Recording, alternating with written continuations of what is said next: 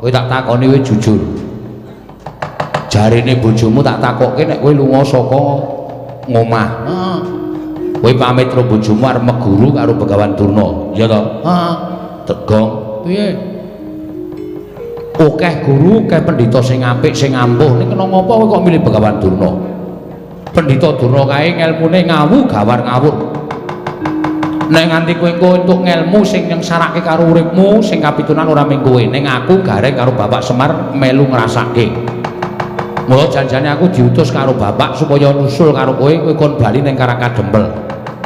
Aja meguru karo Begawan Durna. Truk, Apa? aku ndek niat bangun desa. Monggo sawise aku sowan ning Sukalima, Begawan Durna ngendika karo aku bisane kelakon nggonku bangun desa. Yen aku kudu golek kayu Kastubamulya ning Gunung Candrageni, Gong. Kayu Kastubamulya kuwi wis tau weruh rupane urung. Lho, urung. Lah kok tok goleki? Tur kowe manut karo ngendikane Begawan Durna. Kok kowe arep munggah Gunung Candrageni? Pancen sing wis tak antepi, Truk. Jarene Penemban Durna nang kono engko ana kawah. Nek aku wani nyemplung kawah, aku entuk kayu Kastubamulya. Gong.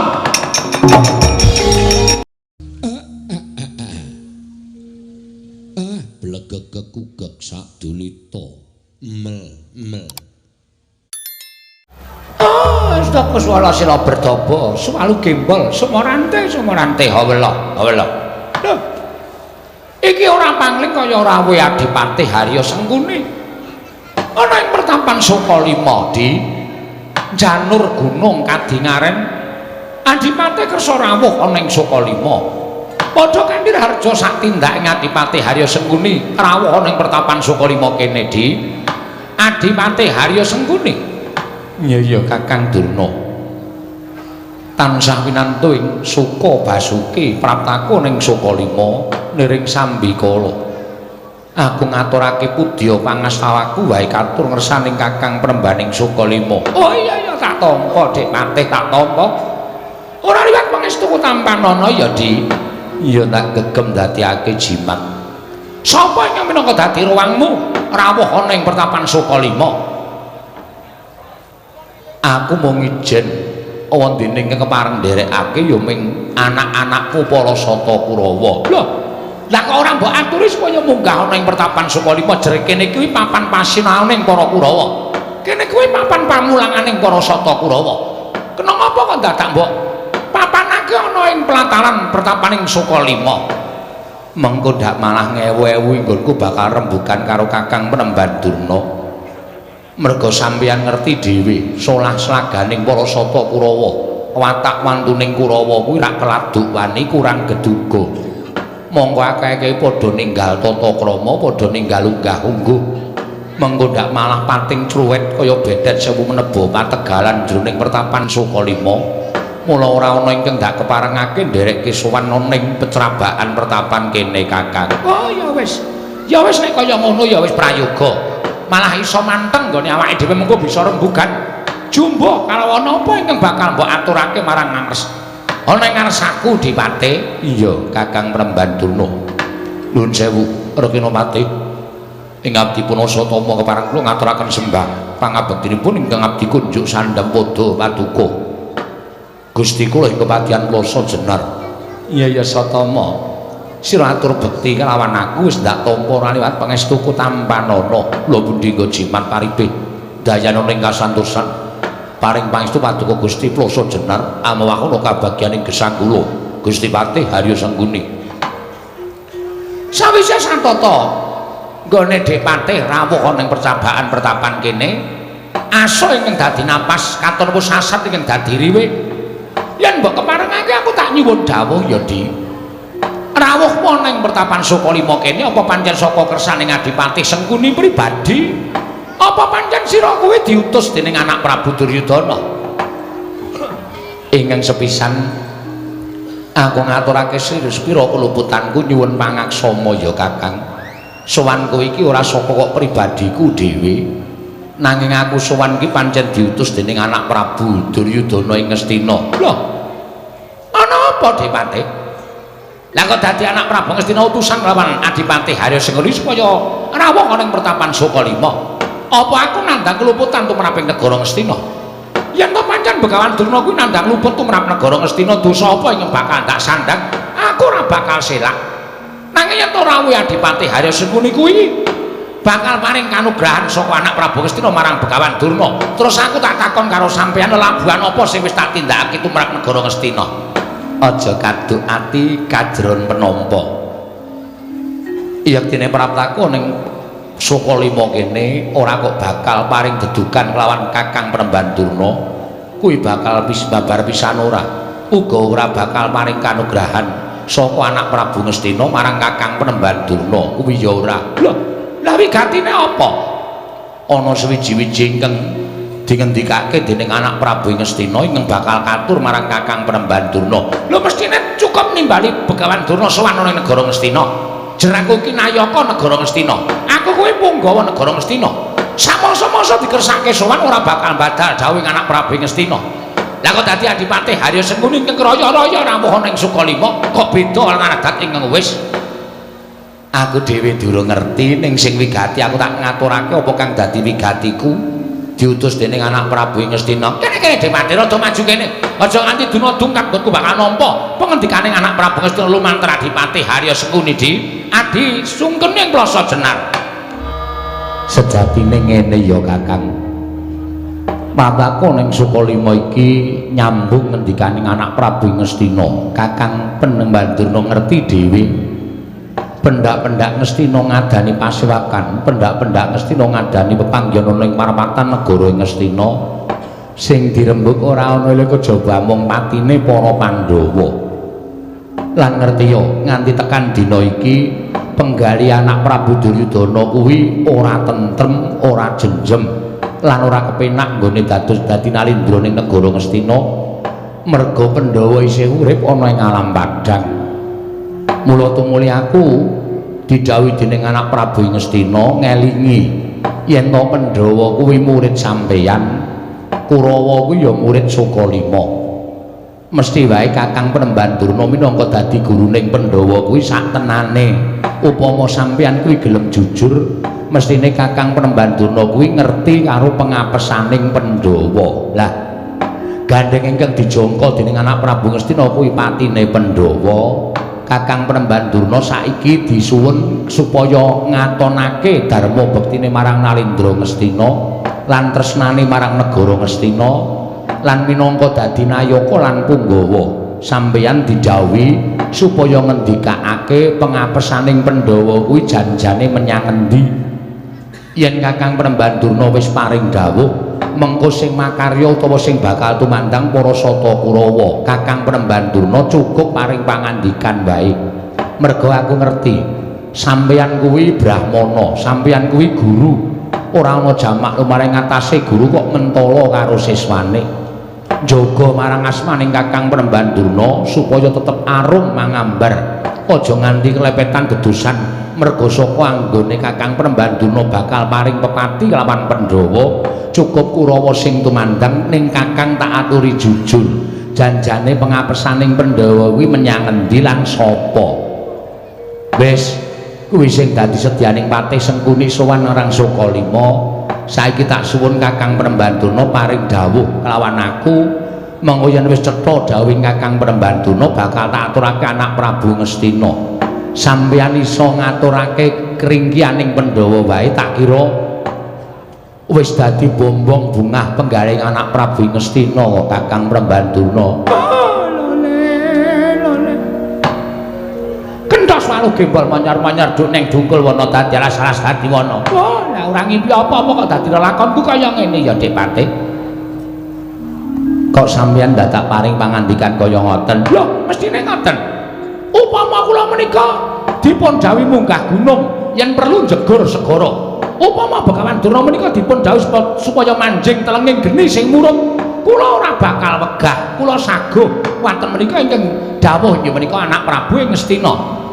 Ning sareng sampeyan nika paring dawuh ya Di, panjenengan ngendikake piye to keringkianing para Pandhawa? Oh, jujur wae, mak tratap atining Begawan Durna, mak tratap atiku. Merga saka rumangsaku kuwi dudu pegaweanku, kuwi dudu ingkang dadi kewajibaning Begawan Durna. Kuseta. Kok sampeyan iso ngendika dudu pegawean sampeyan? Pegawean kula niku mung mulang para Kurawa lan mulang para Pandhawa. Kula menika guru. Jarwa dosake guru menika iso digugulan ditiru. Sawenehing ilmu ingkang kula duweni sing tak duweni tak paringake marang Pandhawa lan Kurawa. Wewangsaning kawruh sing wigati lan sing migunani tumraping urip tak paringake marang Pandhawa lan Kurawa. Lah kok dadi Durna kok kon mateni karo murid dhewe menika piye to, Dik Patih? Kula nek arep nglakoni pripun? Sampeyan mboten kudu mateni Pandhawa. Ming ngaturake keringkiyane, rak ming cukup to. Kepenak kok Kakak. Ora usah dadak digawe repot, ora usah dadak digawe angel. Sampeyan ngendika yen Pandhawa kuwi matine dingenekke utawa dingonokke. Niku mengke sing mangkat makarya aku kalih Kurawa, mboten sah sampeyan sing kudu magang karya. Sampeyan ngendikake seranane Pandhawa mati niku piye? Lho, perkara kula mek ngomong, ning niku dadi jalaran mati ning para Pandhawa. Niku embane kaya dene, kula menika ora mangan nangkane ning gabul pulute. Tegese kula ora tumindak, ning kula nyandang dosane. Niku mboten apik, Dik Patih. Wis to, sakniki ora usah ngrembug perkara apik karo Allah. Apik karo Allah niku wis ana ket biyen dereng sampeyan wonten ing alam padang niku donya niku entene ming werna loro. Apik Allah bener luput padang peteng bejo cilaka pun ngoten mawon. Saiki kok dadak ngrembug perkara apik karo Allah. Sampeyan mangendikake pripun carane? Oh, lole. Niki mboten rampung dienggo lole-lole.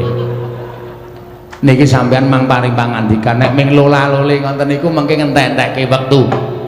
Kula kudu piye, Dik Patih? Sampeyan mang paring pangandikan. Nek kula ora gelem ngandhakake krinyaning para Pandhawa, tegese Kakang Penemban Durna Meru Ngastina menika ming lair batine sampeyan ngrangkul Pandhawa. Niku bakal dadi dukaning anak Prabu Ngastina. Nek kula ngandhakake krinyaning Pandhawa nika nun sewu lho, Dik, amit lho. Kula kok cengkah karo ati kula dhewe. Cengkah perkara piye? Pandhawa niku siswa kula. Mongko siswa menika kula rangkul kaya dene anak kula dhewe. Kaya dene anak kula dhewe. Kula tresnani. Lah kok dadi kula ajeng mentala ngandhakake kringyaning para Pandhawa. Niku ora padha karo kula niku wong sing ora duwe rasa kamanungsan. Jaman saniki kok ngrembug rasa kamanungsan. Pun to. Saniki niku akeh menungsa sing kelangan rasa kamanungsan, ning satu kewan malah kewalik duwe rasa kamanungsan menika pirang-pirang. Pun sampeyan saniki mengendika kringyaning Pandhawa niku teng pundi? Nek sampeyan boten purung paring pangandikan, kula tak wangsul teng Ngastina, kula tak bali teng Ngastina, apa sing enten teng Sukalima niki arep kula aturke dening Sinuwun Prabu Ngastina. Tertentu panjenengan entuk duka, gedhe-gedhene sampeyan bakal nampa pidana saka anak Prabu Ngastina. Oh, lole meneh. Swala. Nah, mbok ganti. Sila bertobo selalu gembol, sumorante hawela. Nah, mbangane lole mbok hawela. Kok meng ngelola lole. Dadi suduk gunting tatu loro. Ha cetha. Nek diingkupke ya ming siji tatune. Oh iya, nggih Dik Patih ya. Pun kula akoni. Kula rumangsa iso mukti ngawibawa Nyakrawati Mbau Denda kaya ngeten iki. Kaya ngene sing kula rasake babagan derajat pangkat Branda donya Sukalima ora kurang niku saka peparing anak Prabu Ngastina. Mula nek nganti kula menika nyelaki dawuh anak Prabu Ngastina, oh terus Durna niku pancen wong sing ora ngerti rasa matur nuwun karo sing peparing kalian kula. Nah, rak ngoten. Tegese kula wis ayem sik. Le diutus dening anak Prabu Ngastina niku kula entuk gawe. Pun mangendikake kringyane Pandhawa niku enten dumunung enten sinten? Puntadewa apa Werkudara apa Janaka apa kembar? Nek miturut kula kringyaning Pandhawa menika nuwun sewu mboten wonten Dik Patih. Sik to.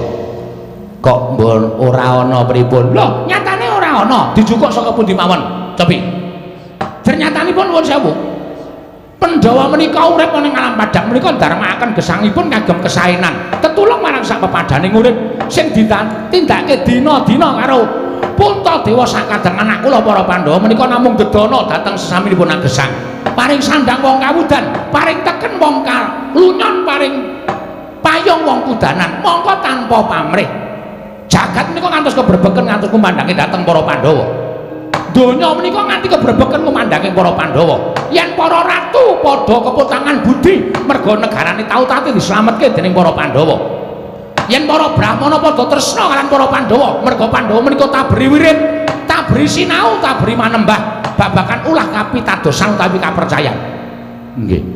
Nek wong Karang Pradesan menika tresna karo para Pandhawa, menika merga Pandhawa menika tansah memulang olah tetanen dhateng wong Karang Pradesan. Wekasan menawi wancinipun panen tuwuh matikel-tikel asilipun wekasan sami keputangan budi kaliyan para Pandhawa. Saniki arep dijangka saka ngendi? Arep digayuh patine saka ngendi cobi? Manggagas. Nuwun sewu lho, Di, wong apik niku akeh sing tresna. Mula nek nganti ana wong bakal jangka alane wong apik niku nuwun sewu mesti dikabarake karo sing bakal dijangka patine niku wau. Mula nek cara kula sampeyan arep jangka patine para Pandhawa niku aja kandha sapa-sapa merga ketoke wong niku mungsuhi karo para Pandhawa ning jebul keputangan budi karo para Pandhawa. Wekasan ngerti nek sampeyan bakal mateni para Pandhawa terus dilaporke karo wong niku wau. Lah konangan wekasan Pandhawa wis tata-tata samapta ing gati sawe gawe diri. Gawe tameng supaya ora iso dikrenah patine. Lho niku nggih mboten? Ah, sampeyan niku nuwun sewu arep mateni Pandhawa kok dadak omong kono-kono. Aku arep mateni Pandhawa, aku arep mateni Pandhawa. Aku nangan. Nek kira-kira gawe tumindak Allah menika aja omong-omong, meneng mawon. Terus dijangka karo sing ajeng dikrenah sindrakane niku mboten sah diomongke karo wong kono-kono. Ning mboten wong Kurawa niku watake umuk. Kurawa niku watake sombong, Kurawa niku anake sesongaran. Nek arep duwe gawe, arep jangka gegayuhan mesti dikandhak karo wong kono-kono. Men dikira wong gumendhong, men dikira wong waela. Nggih. Nggih pripun? Kandhane kok nggih. Terus saniki kula tak takon. Pun ngeten mawon, nek Pandhawa 5 niku ora ana ringkihe sakniki kula tak takon, Puntadewa niku ringkihe wonten pundi? Mboten wonten keringkihane Puntadewa. Merga Puntadewa niku jenenge wis Puntadewa. Punta menika luhur, dewa niku wis ngarani. Keluhurane Puntadewa niku ngungkuli para Jawata. Merga tumindake apik. Nggih ta? Tumindake bener, tumindake becik. Ngoten. Sapa sing ora keputangan budi karo Puntadewa? Mula Puntadewa niku nuwun sewu, klebu sawijining ratu sing disebut Getihé Putih. Merga saka sucine lair lan batine, ati lati makarti nyawiji menika Puntadewa. Aja kok bondo donyane dijaluk karo wong liya. Nuwun sewu, nadyan derajat pangkat kanalendran dijaluk karo wong liya, Puntadewa ikhlas. Aja kok derajat pangkate Drupadi bojone dijaluk wong liya diwenehke kok. Aja kok bojone pati uripe dijaluk karo wong liya diwenehke. Niku Puntadewa. Mula ora ana wong sing sucine ngungkuli Puntadewa. Nika nek pun nesu medeni. Nika gadah wujuding kalung sinebut kalung robyong. Nika nek kalunge nganti senggol kali Puntadewa, nika dadi burahala gedhe banget niku sing pengguri sampeyan niku. Nek ming ngemplok sirah sampeyane sepisan. Nggih. Mengkaya sate kere. Puntadewa Werkudara ya ora duwe kelingan. Werkudara ya ora duwe kriyan. Niku arep wong agal growal-growal ora iso basa, ora iso ndodok, ora iso unggah-ungguh, ora iso tata krama. Ning sapa satra sing tau ketemu karo dewane dhewe? Mung Werkudara. Saka sapa? Saka. Iya. Percaya aku. Lho, ngilmu kasampurnan kawula panunggal sastra cetha paripurning wangsit. Sastra Jendra Bangkuwating Diyuk nika Werkudara kagungan. Arep wong gedhe dhuwur kaya ngono kae, wong kasar kaya ngono kae, ning wong iki nyebutake atine ngrawet ngungkuli jejaroting asem. Mula atine lembut niku Werkudara. Tur kagaduhan kekuatan ingkang gegilani. Sapa ta sing arwani karo Werkudara? Kurawa 100 niku mlumpuk kabeh genjot karo Werkudara. Nek ra mutar mbok kula delok wonge. Janaka saya meneh nika larange jagat lancuring bawana. Lha materi Janaka ajeng cara pripun? Ajeng mang pateni ajeng mang ngobong dewaning geni niku mara tuane Janaka. Ngerti mantune mati diobong duripke meneh. Ajeng mang pateni cemplungke segara dewaning segara niku mara tuane Janaka. Ajeng mang pateni mang pendem dewaning bumi mara tuane Janaka. Mudhar ora kowe? Susah ta pikiran sampeyan? Nggih. Angel nggih. Angel, mula rasa digarap. Senengane kok. Ning nek liyane Pandhawa niku apa ya ana sing bebetengi Pandhawa? Lho, wonten Dipati, wonten. Sapa? Siji Natandrawati, loro Semar Badranaya. Sapa sing arep ngumpuli kekuatane Natandrawati? Menika panjalmaning Wisnu, dewa sing tukang nentrepke jagat, dewa sing tukang ngandum kabagyan. Niku Bathara Wisnu manjalma sajuga angkaning Natandrawati. Mula Natandrawati menika nuwun sewu. Menika angel dijangka kringkianipun Natandrawati. Merga lantip panggraitane, panjenengane iso weruh lelakon sing dheweke ora ngerti, panjenengane iso weruh lelakon sing bakal kelakon. Panjenengan ajeng jangka patining Natandrawati wis pirsa dhisik lho, Sengkuni kok Kurawane arep mateni karo aku. Utusan karo wong-wong supaya nyegat laku sampean. Angel dijangka Dipati. Sulit. Sulit niku asu jengkelit. Angel. Nggih. Terus sijine liyane Natandrawati, Semar. Kula kok ketonton Paduka kok pidato nggih mling-samlingse opo. Sumambrah. Wong pidato kok digatekke lho. Semar Badranaya. Lho, Semar menika arep midrajate ngaceplik wong loro sauda telu saurupan. Wong-wong batur saumpamane. Ning Semar niku kekuatane ngedape-dape. Mula akeh sing padha nyebut pusaka bisa kandha jimat sing bisa ngucap niku Semar Badranaya. Jaman rumiyin Semar diboyong dening sinten kemawon. Saking negari Pancawati kepengin boyong ora iso, saking negari Ngastina kepengin boyong ora iso. Tumuli Semar nemtokke urip enten negari Ngamarta. Lah, wiwit dinten menika Pandhawa tansah luput senjata tawa tegesipun dipun jangka patinipun dhateng sinten kemawon boten saged kasempatan menika awit kekiyatanipun Semar Badranaya. Oh. Lah, mula nek kepengin mateni Pandhawa niku nuwun sewu, kudu iso nyingkirke Semar kalih Kresna. Niku bakal dadi srana patining para Pandhawa. Terus carane nyingkirke pripun? Kon pindah kontrakan. Mboten, maksude nyingkirke niku dipateni. Patih kok lambat banget iki. Oh, dipateni nggih. Mang ngomong, goleki saklare ngono, mang ngomong nggih, Pun. Menungso sing kudu dipateni. Nggih. Ya kuwi Semar kalih Kresna. Pun niku mawon. Nek niku iso dipateni kula iso nemtokke Pandhawa niku bakal ringkih. Wong ringkih niku bakal gampang dipercaya. Ning nek Semar karo Kresna niku tesih meger-meger. Tesih cetha pocapane, cetha panyawange nggone nyawang glaring jagat esem bulan. Wah, taunono windanana. Nadyan dijangka kaya ngapa bebasan sampeyan njaluk bantuaning dewa. Mboten iso. Patining para Pandhawa Dipati Sengkuni. Sigra-sigra yen Pramana kanca sigra ngrakit-nawang sesangka.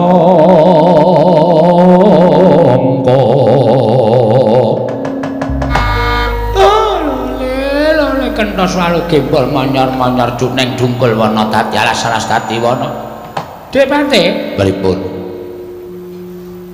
Gawe kaget ati kula tak kira ana cantrik ingkang sowan. Lah iki ora mangling rak Bagong to Dipati. Ladar. Iki kok aneh temen. Ing atase Bagong kok sowan ning Sukalima. Ning ati-ati lho, Kang. Bagong kuwi wong ndugal kewarisan kuwi anake Semar. Mula nek nganti mengko Kakang kuwi klera-kleru le paring pangandikan gedene nyocok atine Bagong, oh aja takon dosa.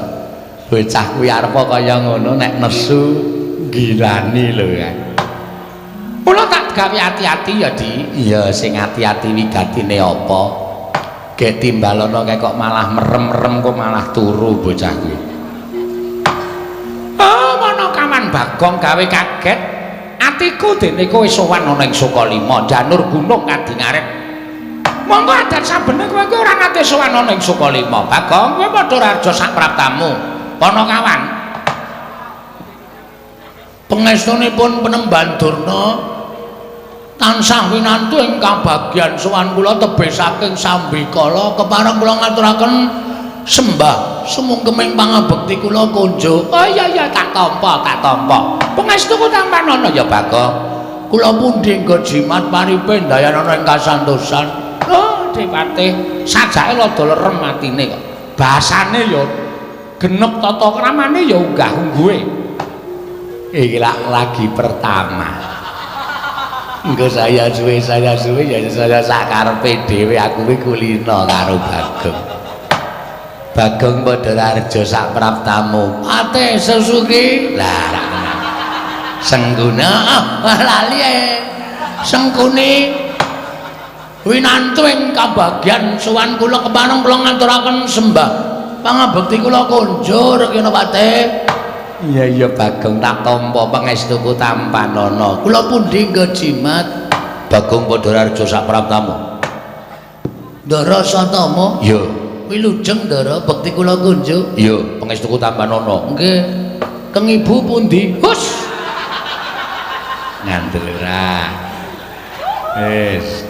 Meng kepengin kangen tau tanggo balapan jaran Wis ngandel ora. Oh, Bagong kowe aja kebangetan ya, Bagong.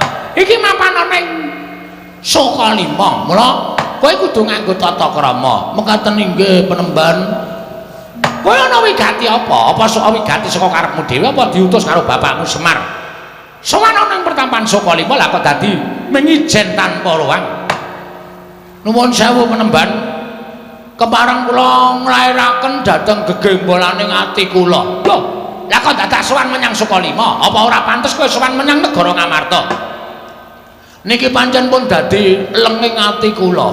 Kula kepengin sowan wonten ing pertapan Sokalima. Awit kula ngertos Penemban Durna menika mujudaken satunggiling guru maha guru ingkang saestu lantip panggraitane. Sedaya sami mestani nek Durna niku ala, Durna niku elek, niku jane ora nyata, ming fakta.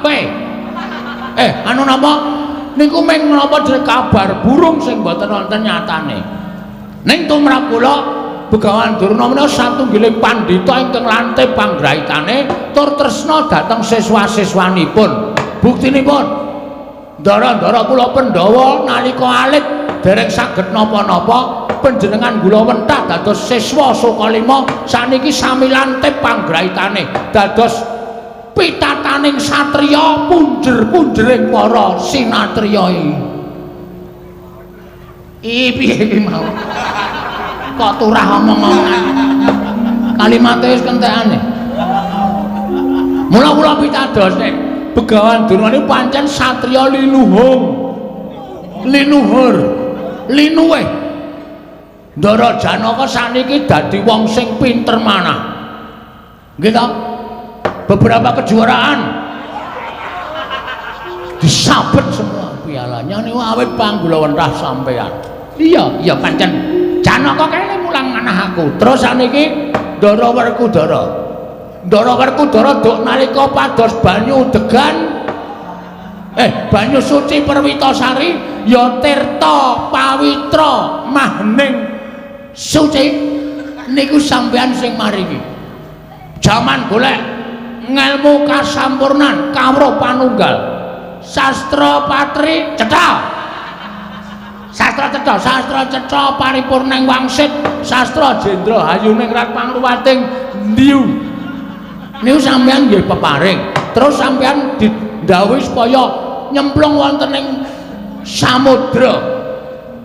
Ndara Werkudara nurut kalih dawuh Begawan Durna, wekasan ketemu kalih Dewa Ruci, terus paring tirta pawitra maning suci. Kaya ngoten kok wong do ngandhani nek Begawan Durna niku elek. Eleke nggon ngendi kula tak takon. Asline sampeyan niku suci. Asline sampeyan niku pendhita asli, mboten kok pendhita bieh-bieh kaya sing kondang sakniki niku. Wah, Depati mangrukokke niku Bagong iso njunjung derajat kula. Mengke riyen to, mengke riyen ampun bombong atine sik, ken neruske ature ken neruske. Terus wigatine kaya apa? Nah. Sowan kula mriki menika Penemban. Kula menika estunipun nggadahi raos susah ing Batos. Merga kawontenan dusun kula menika sampun boten kanten-kantenan. Kawontenan desa kula, desane Bapak Karangkadempel menika sameneika sampun boten tentrem, sampun boten ayem, sampun boten rukun. Langkung-langkung wonten menyebarnya nggih menika gosip virus corona. niku membuat resah para penduduk desa. Wekasan wis pokoke padha nungsang kuyang gudel bingung. Gregeten kula tuku dayaju mbangane corona. Nyandel ora, saya suwe rak saya ora cetha to. Kok sik Bagong kuwi aja ngawu gawar-ngawur. Terus piye? Nah, terus kula niku jane kepengin bangun desa. Bangun desa kula supaya pulih. Wong niku padha ngerti marang ketentreman, ngerti marang kerukunan lan ampun gampang disok-sok karo napa niku pawarta sing saya gawe memedhi tumraping para kawula. Srana kula kepengin bangun desa. Ning kula ngertos wong ajeng bangun desa niku mboten mung agalan tok, tegese ora mung kekuatan lahir tok. Ning uga kekuatan batin. Nah, mula saking menika dinten menika menemban kepareng mboten kepareng kula badhe suwita dados siswa panjenengan.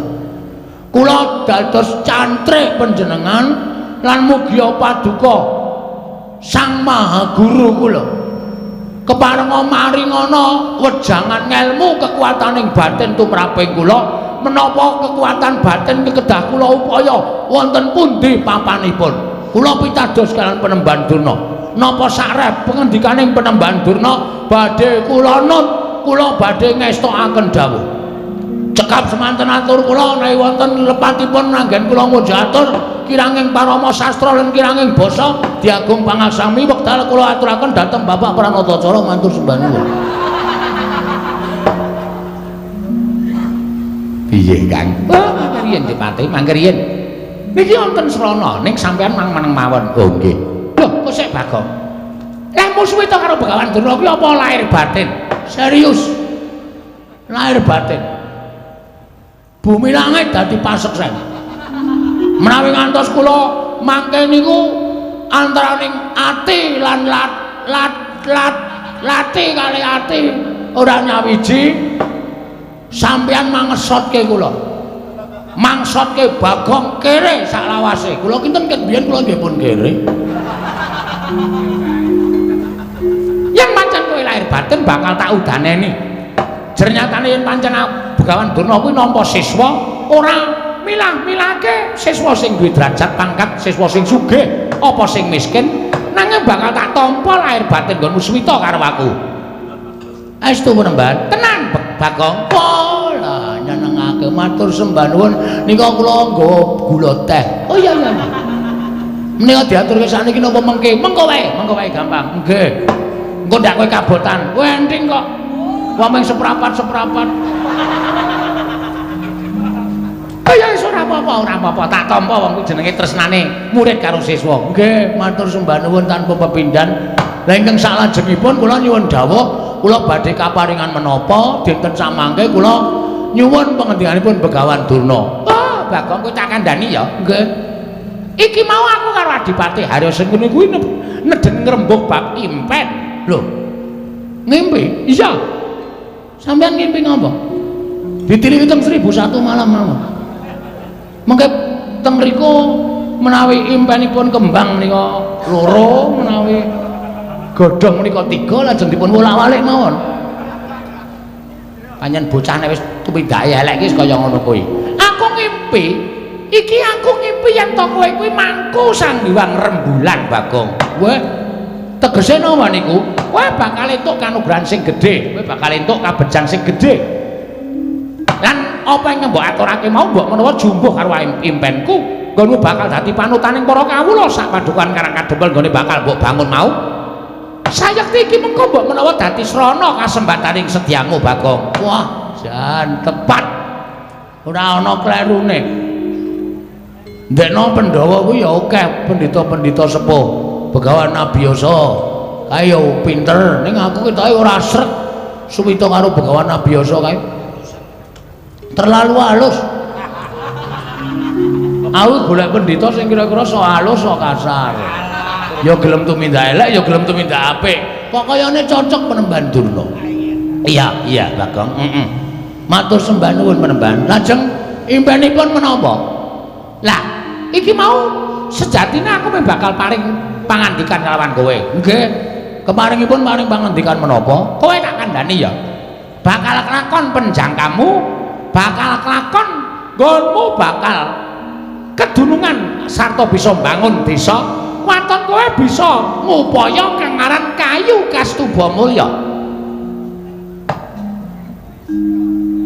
Kayu Kastubamulya? Iya. Kowe dadi srana syarat wangunaning desa ing mapan ana ing panggonanmu. Yen kowe bisa nggayuh Kayu Kastubamulya, mbok menawa kowe bisa sak traju sak babak karo Raden Werkudara siswaku untuk nalika semana. Lha madosi teng pundi niku? Niku toko kayu do enten mboten nggih? Nek Kayu Kastubamulya kuwi dudu kayu sak lumrahe. Ning kayu kuwi kayu duweni daya, kayu kuwi duweni kekuatan, kayu kuwi kayu sing malati.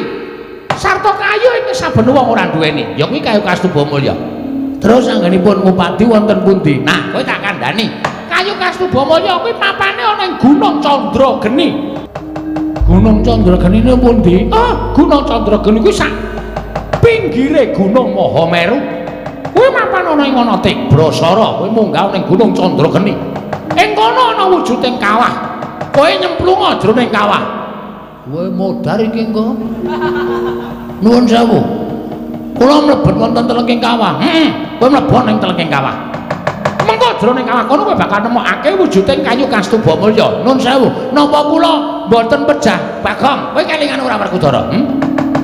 Ora ana jamak lumrahe wong kang padha ngias karo pengendikaning Begawan Durna. Wong akeh wong kang ora padha percaya karo Begawan Durna ing atase golek ngelmu kok nyemplung telenging samudra.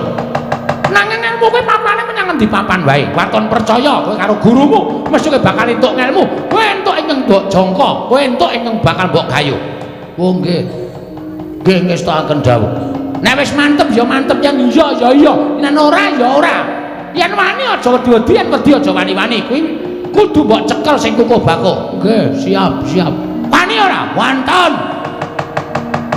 Nek nyemplung kawah wae wonten pun mboten napa-napa. Kula urip ya mung doya-oya dep kolektor kok. Lha wong kula nyemplung telenging kawah wae malah entuk ya nglakon mulya, ora entuk ya modar teng mriku mboten napa-napa. Bagus. Yen pancen kaya mengkono kowe mangkat to. Dina iki dina ingkang prayoga. Dina iki wektu ingkang apik tibane ratu yen napa Mbok Gayo bakal iso kasembadan. Ngene nggih ngestakaken dawuh. Nyuwun pamit penembahan matur sembah nuwun ya sampun paring ilmu kalian kula. Oh iya Bagong wis ora dadi ngapa. Nek ana mate kula nyuwun pamit. Ya Bagong sing ati-ati aja kaya bocah cilik. Darasata kula nyuwun pamit. Ya Bagong sing ati-ati aja kaya bocah cilik. Nun nggih. Sampun nggih penembahan. Oh iya Bagong tak sangoni puja sesanti. Nereng sambi kala sak laku jantramu. Muga-muga kasembatan penjangkamu. Nyuwun pamit tambahing pangestu sing ati-ati aja kaya bocah cilik kono kawan Bagong.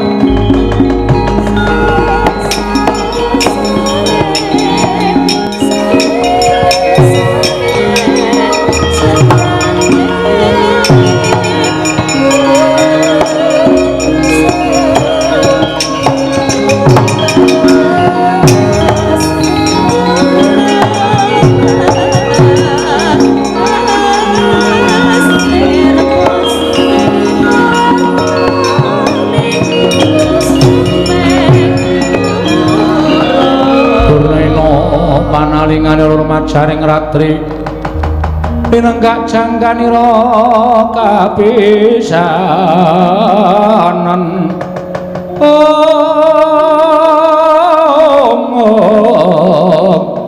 aning prang Bratayuda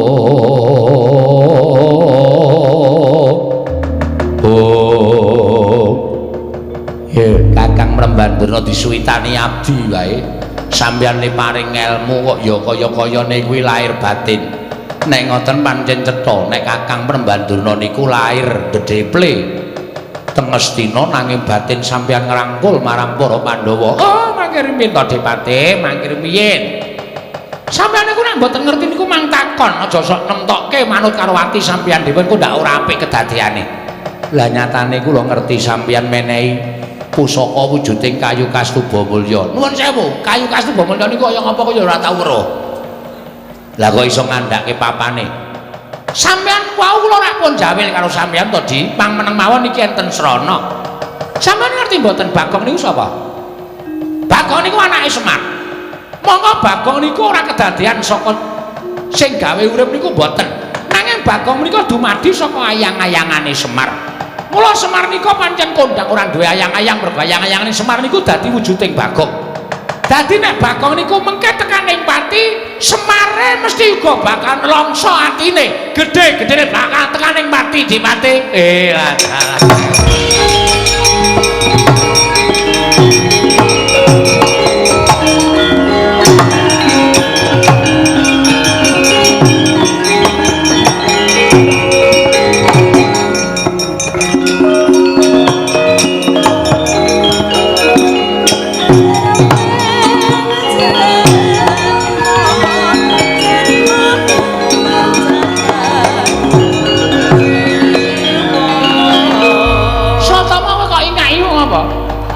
Bola-bali nek Ponokawan edan le mlaku medal Jawi kala wau mepet kula jebul sambi nyopet dompet kula.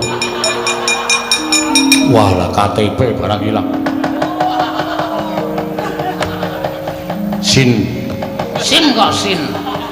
Barang ilang wis. Bagong iki nek pancen kon kaya ngono ya printere ra jamak-jamak.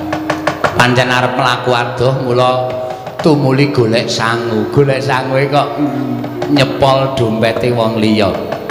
Oh, Demate. Pripun? Bagong munggah wonten ing Gunung Candrageni ora ana ing bakal bisa bali urip. Mesti bakal tekaning pati. Nggih, kula ngaturake panuwun. Nah, kejaba saka niku gandeng kula wis menehi dalan. Mula sampeyan ya kudu makarya. Makaryaning ing abdi kepatihan pripun Kakang Mrembaduna? Kurawa mangketake. Bagong dilimpe ning dalan, pateni teng dalan. Upama mengko munggah Candrageni Bagong ora tekaning pati, ning nek Kurawa melu gawe srana pati ning Bagong niku luwih becik lan luwih prayoga. Oh nggih, ngestakaken dawuh. Nek ngoten kula tak medal jaba, kula tak dawuh para sata Kurawa laku dedemitan. Yen perlu Bagong dilimpe dipateni. Pun ngoten mawon. Bagong mati Semar pepes ora duwe kekuatan. Semar mati Pandhawa ringkih. Mangkane Pandhawa angel mijet wae nganti suwe banyu sinaring. Kula nyuwun pamit Kakang. Nggih, ngatos-atos di ngatos-atos.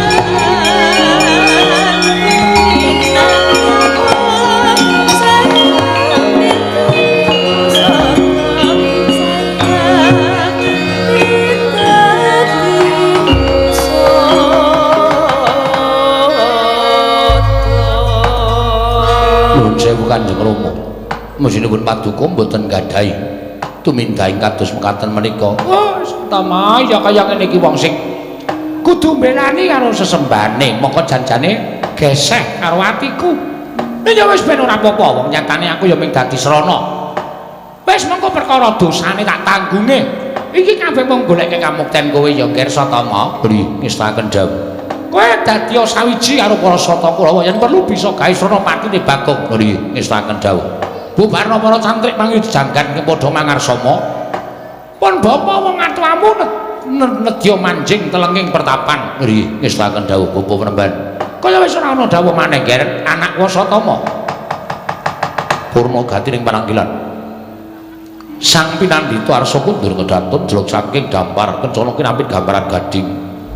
Nena gandhaka sampun nalika semanten iki Lurah Bagong sampun nampi dawuh panjenenganipun Sang Tapa Begawan Durna.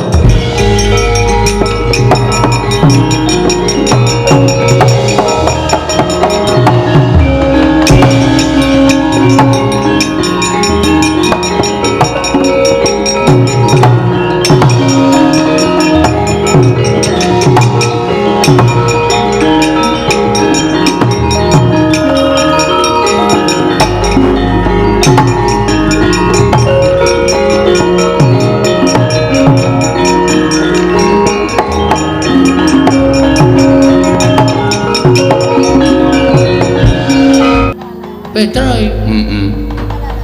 Ngopo kowe ngadangi lekku mlaku terus? Gong, kowe tak takoni kowe jujur. Jarine bojomu tak takokke nek kowe lunga saka ngomah. Heeh. Kowe pamit karo bojomu arep meguru karo Begawan Durna, ya to? Heeh. Gong. Piye? Akeh guru, akeh pendhita sing apik, sing ampuh. Ning kena ngopo kowe kok milih Begawan Durna? Pendhita Durna kae ngelmune ngawu gawar ngawur. Nek nganti kowe engko entuk ngelmu sing nyengsarake karo uripmu, sing kapitunan ora mung kowe. Ning aku gareng karo Bapak Semar melu ngrasake. Mula janjane aku diutus karo Bapak supaya nusul karo kowe kon bali ning Karangkadempel. Aja meguru karo Begawan Durna. Truk, Ngopo? aku ndek niat bangun desa. Monggo sawise aku suwan ning Sukalima, Begawan Durna ngendika karo aku bisane kelakon nggonku bangun desa. Yen aku kudu golek kayu Kastubamulya ning Gunung Candrageni. Gong. Kayu Kastubamulya kuwi tau weruh rupane urung. Lho, urung. Lah kok tok goleki? Tur kowe manut karo ngendikane Begawan Durna. Kok arep munggah Gunung Candrageni? Pancen sing wis tak antepi, Tru. Jarene Penemban Durna nang kono engko ana kawah. Nek aku wani nyemplung kawah, aku entuk kayu Kastubamulya. Gong.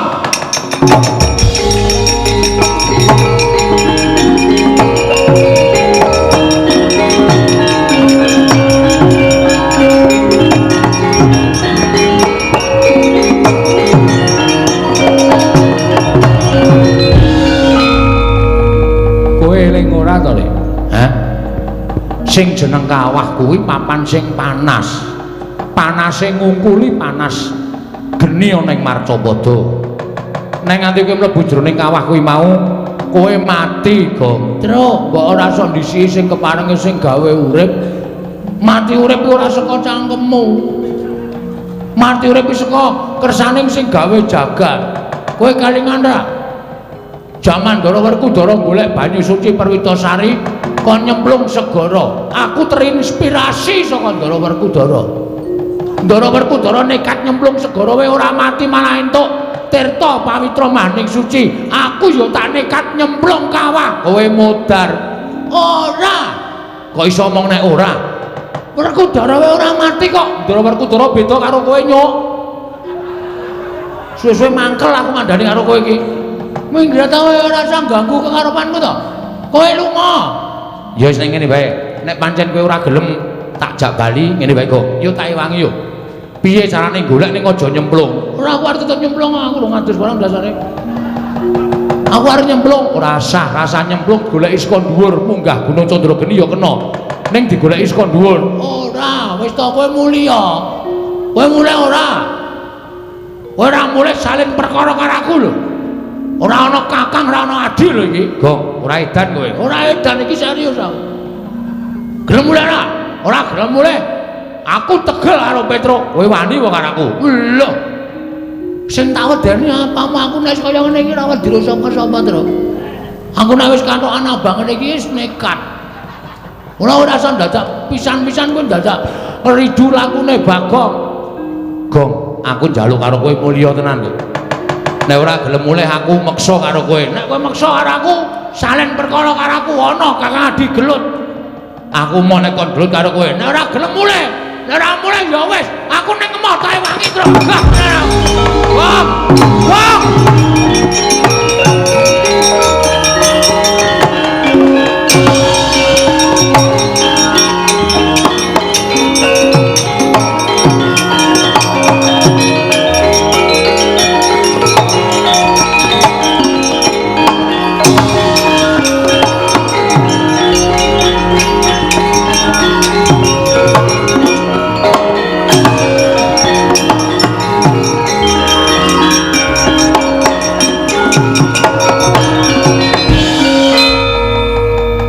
Bagong melayu-melayu nasak karang prabisan Kurawa nggone laku dedemikan tegese pacak baris aja nganti kawistara dening Bagong. Ih Pawan sampun cethuk menika pelajaripun Bagong Kartomarma wonten timbalan jupuka tombak sing ampuh utawa sing landhep clorongan tombak saka kene si Bagong.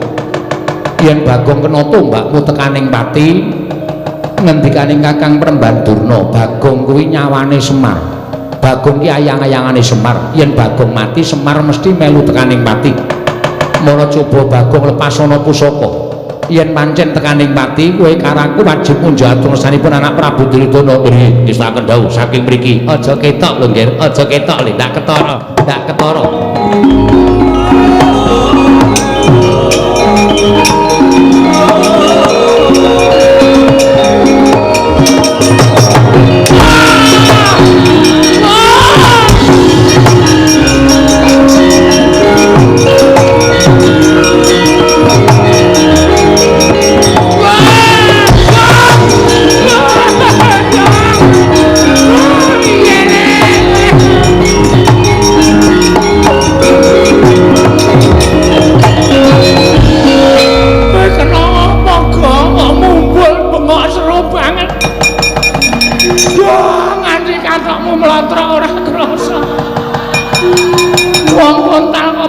Telas-telas.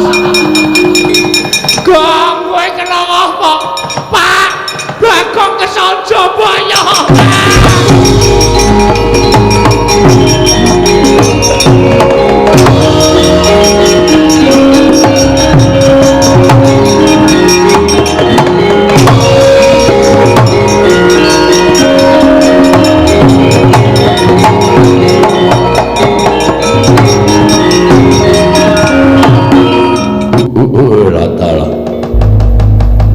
Jebul dewa mireng apa sing dadi pangudha rasaku nggon kowe suwe ora mangan sarta ora ngombe ning jroning alas. Lah kok dadi ora ngerti sangkan marane iki ana wujuding menungsa ingkang tiba saka ing Dirgantara. Mara bareng tak wis padhake, lha dalah sajake wis tekaning mati. Menawa iki dadi utusaning dewa sarta pengadilaning dewa tumrapaku ngene wis paring paman kelawan aku ya. Pawongan kowe aja sambat kaningaya. Gandeng kowe tiba ning arep aku monggo aku lagi nandhang luwe kaya ngene. Ndak pesthekake yen kowe dadi panganing Argayaksa mula tumungkul bapa ngakasa ibumu Pertiwi.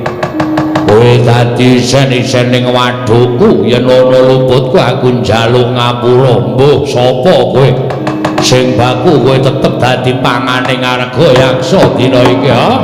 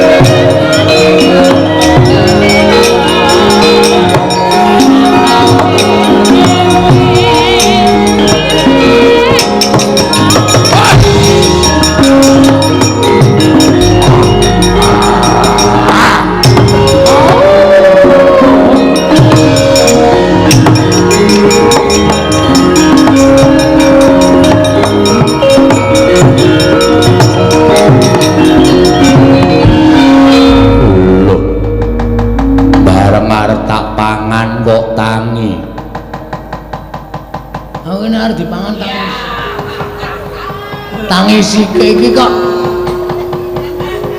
aku kok ora krasa kena pusakane Kurawa ketoke lho. Ana mak jelek ning dada terus kontal. Aku isih sadar ning antariksa iki aku isih iso eling aku bengok-bengok kok. Terus pet ra eling Purwadasina kok ngerti tekan ning kene. Iki kono gendruwo dengkulmu melocot. Iki sapa e? Lho. Kowe iso urip, kowe tiba ning ngarep aku. Lho, aku tiba ning ngarepmu? Iya. Kowe sapa? Takon karo aku ingkang jaga lengkeng Arga Candrageni. Aku Argayaksa. Argayaksa. Kowe sapa? Aku Bambang. Tenan apa piye? Udan, Den. Sapa? Joko. Wah, sing tenan sing endi? Ora, aku Bagong. Bagong. Aku saka Karangkadempel, anake Semar. Anake Semar. Heeh. Apa kok tiba ning ngarep aku? Niatku arep munggah ning Gunung Candrageni. Aku sing jaga Gunung Candrageni. Nah, gandeng kowe sing jaga Gunung Candrageni. Aku njaluk parilamu ya Argayaksa. Njaluk parilah piye? Lilanono aku tak munggah ning Gunung Candrageni. Sik. Kowe arep golek apa ning Gunung Candrageni? Aku nampa dawuh pangendikane guruku. Gurumu sapa? Begawan Durna. Aku kon golek kayu Kastuba Mulya ning tengah-tengahing kawah sing mapan ana ning Gunung Candrageni. Oh, lah kowe nglalu. Kawah kuwi hawane panas. Kawah kuwi panase ngungkuli geni Madyapada. Yen kowe nyemplung kawah kowe tekaning pati. Aku duwe keyakinan kok, Argayaksa. Kowe duwe kapercayan piye? Mati urip ki ora saka kawaning, mati urip saka kersaning Gusti. Mula nek guruku dawuh aku kon nyemplung kawah, aku ya arep nyemplung mergo aku ki suwijining siswa sing ngabekti marang dawuh perintahe guru. Ning gurumu njlomprongke karo kowe ora ana wong golek kayu Kastuba Mulya kok mapan ning telenging kawah. Selagine aku wae sing tunggu harga Candrageni iki durung ngerti wujuding kayu Kastuba Mulya. Mula kowe kuwi janjane dijlomprongke karo gurumu ning kowe ora krasa. Masa guru kok njlomprongke? Ora ana guru kok mulang karo murid kok gawe bodho iki guru ngendi ora mungkin. Mergo aku ndek kapercayaan guru ki nek wis dawuh lahir batin kudu tak tindakke. Terus Aku tak munggah ning gunung kene. Syarate ana. Syarate apa? Bayar. Ora. Aku ora butuh duit. Terus aku kudu kon apa? Waton kowe iso ngalahke aku kowe kena munggah Gunung Candrageni. Piye kira-kira kowe wani karo aku apa ora? Yen kowe iso ngalahke aku, kowe munggah Gunung Candrageni. Yen kowe kalah karo aku, kowe dadi panganku tak leboke ning wadhuku. Waduh. Wah, berat iki. Aku mungsuh kowe. Iya, nek iso menang munggah gunung, yen ora iso menang kowe tak dadekke panganku. Wis ngene wae. Pangane dadak gedabikan kesel. Aku perang karo kowe, nek kowe kira-kira ngelih, ning asli kowe ngelih. Iya, wis 3 sasi aku ora mangan. Wah, edan. Ah, nek aku wis modar aku kowe. Aku 2 jam ora mangane mah. Terus Aku panganan wae. lho, kok kon mangan piye? Mangane dadak gelut ora aku mesti kalah mungsuh kowe. Penimbangan aku kalah mungsuh kowe wis ngene wae nyonya, wis aku pasrah wis. Ora entuk kayu Kastuba Mulya ya ora apa-apa, sing penting aku iso ngewangi uripmu, iso nyambung karo uripmu ki tumrap aku wis ngujudake suwijining sedekah. Mula nek kowe arep mangan karo aku mangan ora apa-apa, ning ya kuwi iwakku ora enak lho. Ora apa-apa. Langu lho. Ora apa-apa. Pokoke ora enak iwakku, soalnya aku ki ora tau adus. Iya. Ora apa-apa, ora adus ora apa-apa ning wae tetep kowe aku dadi panganku nek kowe ikhlas tak pangan. Ikhlas. Ora ikhlas ngopo? Wong mati ki kagungane sing gawe urip kok. Upama aku tok pangan, aku mati, terus kowe dawa umurmu kuwi padha karo aku wis entuk kanugrahan saka sing gawe urip dene aku iso nyambung uripe sedulurku, kowe nadyan lagi lahi tepung. Wah.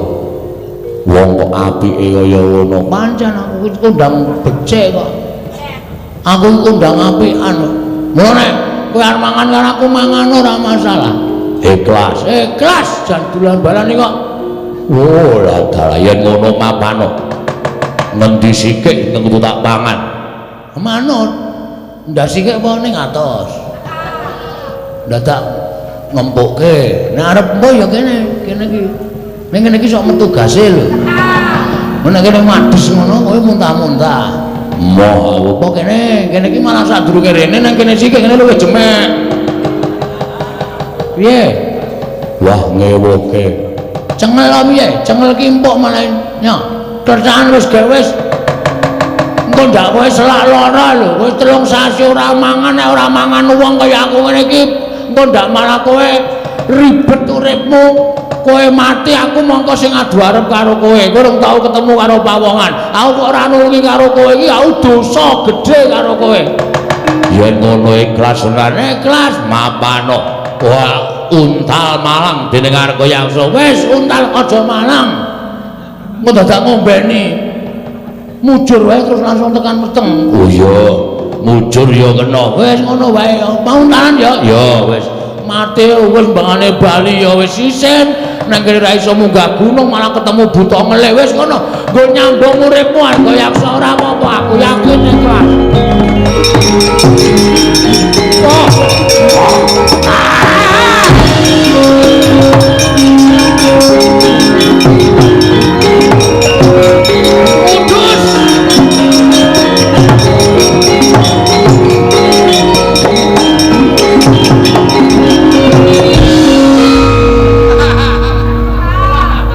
Iki aku malah ngedep kaca pengilon. Hong milahing Mastu nomo sidam sekaring bawono langgeng. Bagong ngerti yo. Ulun ingkang tansah momong kelawan jeneng kita. Sejatine kita kuwi uga titisaning dewa, mung dewa ingkang ora nate den ucapake dening para titah. Weh. Samane dewa to? Iya, kok elek. Mergo sing tak jingi ya raine kaya bokong. Wah, iki dewane ya atos iki suara. Panjenengan sinten asmane? Ulun Bathara Bawarsari. Ulun Bathara Bawarsari ingkang tansah momong kita saksuwene kita wujud Bagong kaya ngono. Kono kawan. Aduh, kula.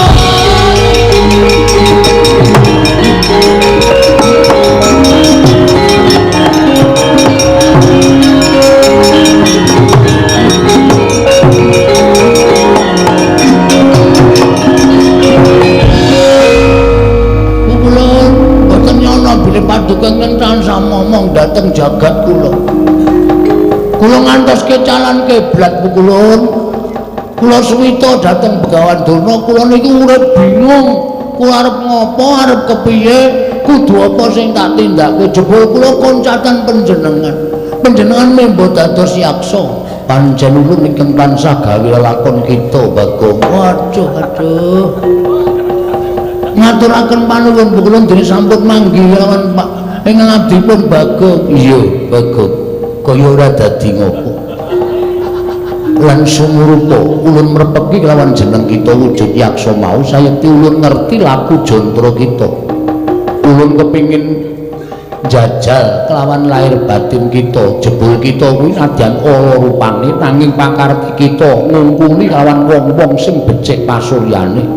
Ikhlas sabar ora awel kelawan pati kuwi ingkang ndadekake ulun bombong telenging penggalih ulun Bagong. Sampeyan kok kaya kula. Ulun saksuwene ngomong kita kuwi ya saora-orane solas lagane ulun tiru kelawan jeneng kita. Mengkaten ulun. Iya. Lan apa tekan dadi karep kita? Teko kita suwita Begawan Durna sarta ngupaya kayu kastuba mulya. Pikulan Kulun. Ngaten nggih Kulun, estunipun kula menika kepengin bangun desa. Mergi menapa kawontenan desa sakmenika sampun bubras lakra mboten kanten-kantenan. Kepengin para kawulanipun menika kula rukunaken langkung malih. Kula damel tentrem, kula damel rukun lan damel manunggal dhateng para kawula sanesipun saengga tetunggalan manunggal tunggal cipta rasa karsa lan karyanipun Kulun. Apa ingkang dadi gegayan kita kuwi bener mekaten Kulun. Nanging Begawan Durna paring dawuh kedah ngupaya wujudipun kayu kastuba mulya Kulun. Bagong wonten dawuh apa ingkang dadi gayuhan kita mau sayekti jebul saknyatane dudu kita ingkang tanggung jawab. Sebabnya menapa Kulun?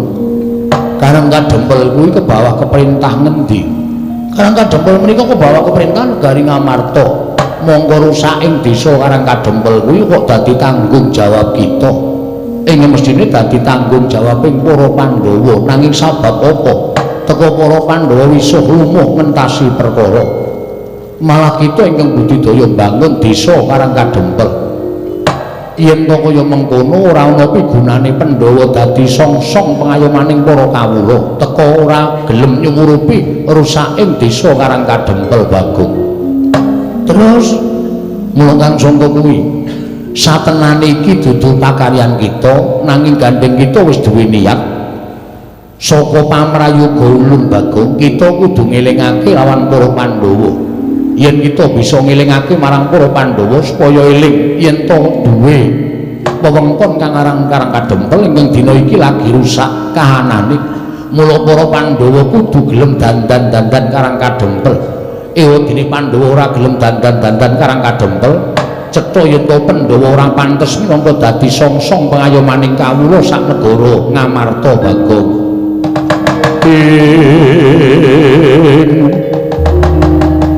Kagyatri sang kapirango rinangka kinampe gambedo sang retnaning bawana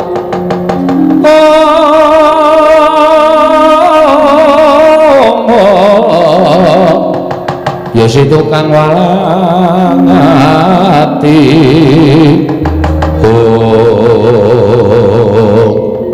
mangkaten begundun iya lajeng keparingipun apa ingkang kita upaya kayu kastuba mulya bakal ulun paringake lawan jeneng kita Bagong dadi syarat wangunaning desa Karangkadempel. Nanging sadurunge kita ndandani desa Karangkadempel luwih dhisik elingna para Pandhawa. Ora jeneng kita wani lan para Pandhawa nanging ngelingake sabab piyayi sepuh padha ngendikake wong kang pinter padha ngandhakake sak apik-apike wong isih eneng alane. Saala alaning menungsa isih kedunungan rasa apik. Mula gandeng Pandhawa kuwi wong satria ing ngateken ati suci pepayung budi rahayu. Nanging sing jeneng titah kesawapan kulit daging kuwi isih duwe rasa kleru lan isih bisa tumindak luput. Mula kang sangka kuwi wong kang kaya kuwi ingkang wajib madhangake lawan para Pandhawa. Inggih ngestakaken dawuh pukulun.